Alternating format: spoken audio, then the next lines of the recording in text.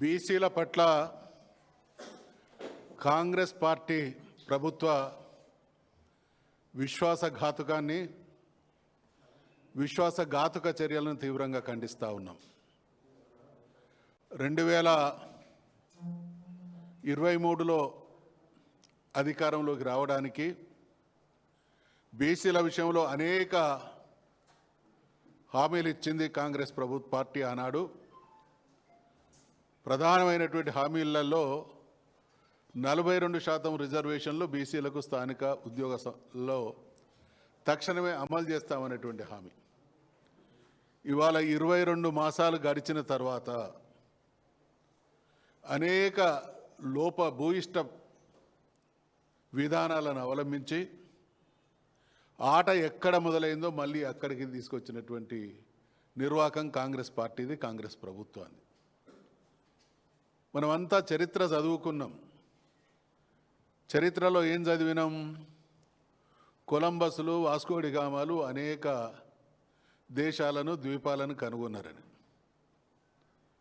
ఆ రోజు అదొక సాహసయాత్ర. అంతకుముందు ఎవరు కూడా కనుగొన్నటువంటి దాఖలాలు లేవు. అటువంటి పరిస్థితులలో వారు వాళ్ళ ప్రాణాలకు తెగించి అనేక రవాణా మార్గాలను కనిపెడితే ఇవాళ కాంగ్రెస్ ప్రభుత్వం బీసీలకు న్యాయం జరగడానికి స్పష్టమైనటువంటి రోడ్ మ్యాప్ ఉన్నప్పటికీ దాన్ని రకరకాలుగా నీరుగార్చి బీసీల మనసులలో గుణపాలు దింపుతూ ఉన్నది. పర్యవసానాలు చాలా తీవ్రంగా ఉంటాయని రేవంత్ రెడ్డి ప్రభుత్వానికి, కాంగ్రెస్ పార్టీకి హెచ్చరిస్తూ ఉన్నాం. కేసీఆర్ గారు తెలంగాణ రాష్ట్ర సాధనోద్యమాన్ని ప్రారంభించినప్పుడు కొద్దిమంది వ్యక్తులకు తప్ప ఎవరికి కూడా తెలంగాణ రాష్ట్రం సాధ్యమవుతుంది అనేటువంటి నమ్మకం లేకుండే. అటువంటి పరిస్థితుల్లో ఉద్యమాన్ని ప్రారంభించి తెలంగాణ రాష్ట్రాన్ని సాధించడం సాధ్యమైనప్పుడు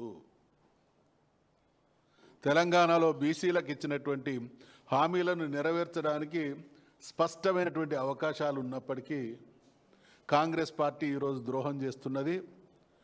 ఒకవైపు ఎన్నికలు జరుపుతున్నట్టు, మరొక వైపు కొందరిని కోర్టుకు ప్రోత్సహించి నీరుగార్చేటువంటి ప్రయత్నం చేస్తూ ఉన్నది.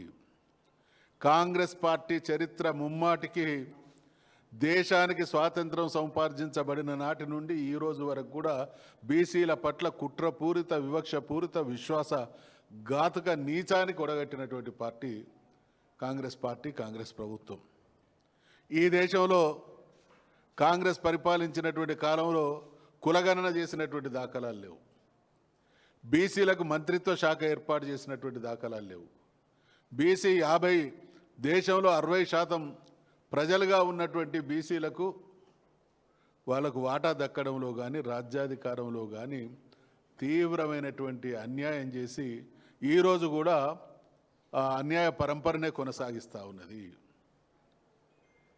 కామారెడ్డి డిక్లరేషన్లో 42% రిజర్వేషన్లతో పాటు సప్లాన్కు చట్టబద్ధత తీసుకొస్తామన్నారు.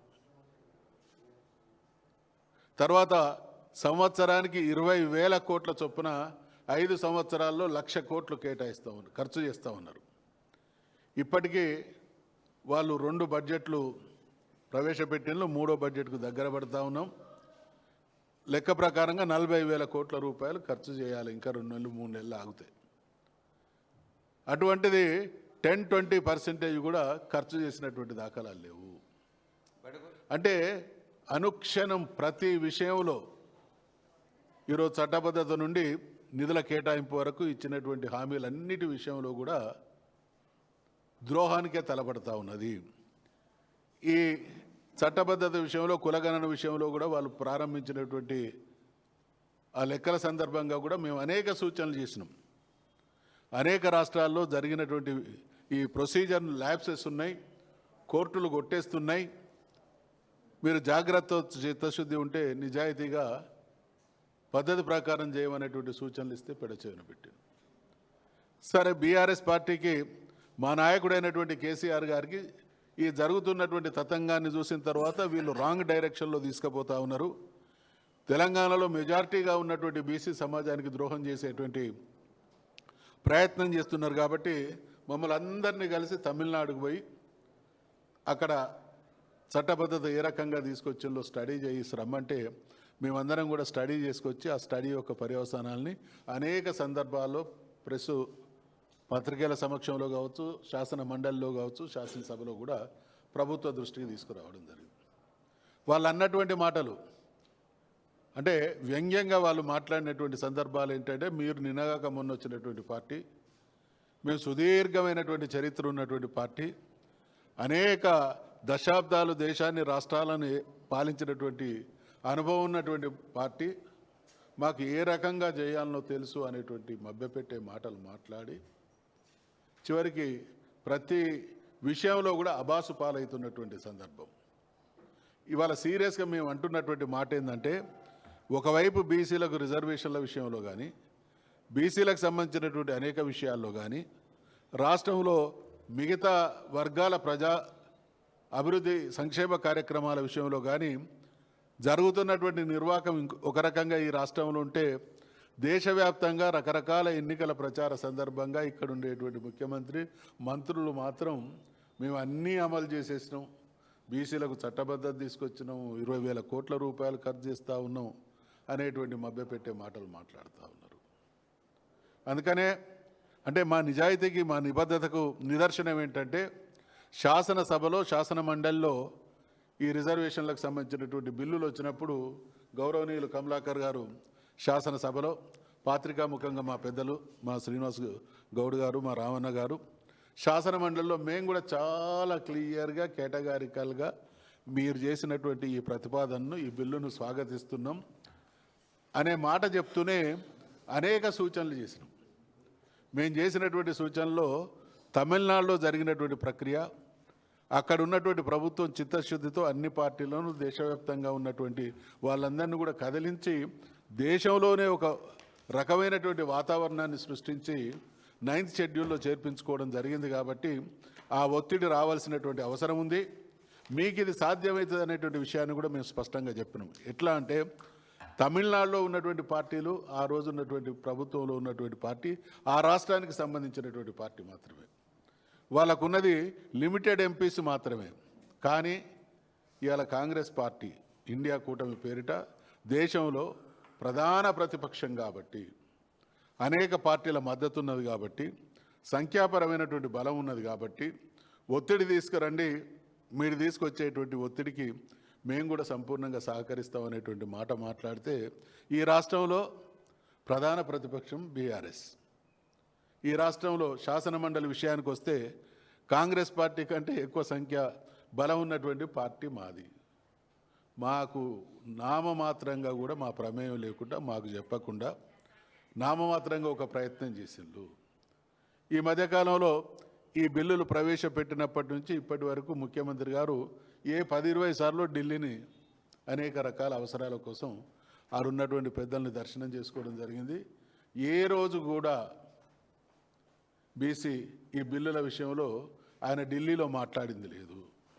వారి పార్టీ నాయకుడైనటువంటి రాహుల్ గాంధీ గారు కూడా ఒక్కరోజు మాట్లాడలేదు. అంటే ఆ పార్టీ తెలంగాణ విషయంలో, తెలంగాణ ప్రజల ప్రయోజనాల విషయంలో, తెలంగాణ బీసీల విషయంలో వారికి ఉన్నటువంటి చిత్తశుద్ధి లేమికి నిదర్శనం ఏంటంటే, బీహార్లో ఓట్లు గల్లంతైన అని చెప్పి రాహుల్ గాంధీ గారు, కాంగ్రెస్ పార్టీ మొత్తం స్పందిస్తుంది, ముక్తకంఠంతో డిమాండ్ చేస్తుంది. అదే తెలంగాణ బీసీ బిల్లు విషయానికి వస్తే ఒక్కరోజు కూడా ఒక్కరు మాట్లాడినటువంటి దాఖలాలు లేవు. అంటే జరుగుతున్నటువంటి తతంగం అంతా బీసీల పట్ల ఈరోజు కూడా 2 నాలుకల ధోరణి. అసలు ఏదో సినిమాల వెనుకట ఏదో డైలాగ్ చూసినాం, ఇట్లయితే ఇది మాట్లాడాలి, అట్లయితే ఇది మాట్లాడాలి అన్నట్టు ఈయనే ఓదికు మేము ఇది అమలు చేస్తామని మాట్లాడతాడు, ఇంకొక వైపు ఎవరినో కోర్టుకు పంపేటువంటి ప్రయత్నం చేస్తారు. ఏది ఏమైనా అన్యాయం జరిగితే భరించవచ్చు, అవమానం జరిగితే సహించం, మనసు గాయపడితే పర్యవసానాలు తీవ్రంగా ఉంటాయి. కాబట్టి ఇవాళ రేవంత్ రెడ్డి ప్రభుత్వాన్ని, అదేవిధంగా కాంగ్రెస్ పార్టీని హెచ్చరిక చేస్తూ ఉన్నాం. 42% రిజర్వేషన్లు చట్టబద్ధత మాత్రమే. మీరు ఇచ్చినటువంటి హామీకి పరిష్కారం కాబట్టి ఈ 42% రిజర్వేషన్లు ఏవైతే మేము అంటున్నామో ఇది కాంగ్రెస్ పార్టీ తానంతట తానుగా ఇచ్చినటువంటి హామీ తప్ప బీసీలుగా మేము చేసినటువంటి డిమాండ్ కాదు. బీసీలుగా ఈ దేశంలో ఉండేటువంటి బీసీలు ముక్త కంఠంతో అంటున్నటువంటి మాట 75 సంవత్సరాలు మాకు అన్యాయం అవమానం జరిగింది, మేమెంతో మాకంత కావాలనేది మా నినాదం అయితే మీరిచ్చినటువంటి హామీ 42% రిజర్వేషన్లు కాబట్టి ఈ 42% రిజర్వేషన్లు మాత్రమే సమస్యకు పరిష్కారం కాబట్టి ఖచ్చితంగా దాన్ని డిమాండ్ చేస్తూ ఉన్నాం. పర్యవసానాలు బీసీల పరంగా బీఆర్ఎస్ పార్టీ పరంగా తీవ్రంగా ఉంటాయనేటువంటి హెచ్చరిక కూడా చేస్తూ ఉన్నాం.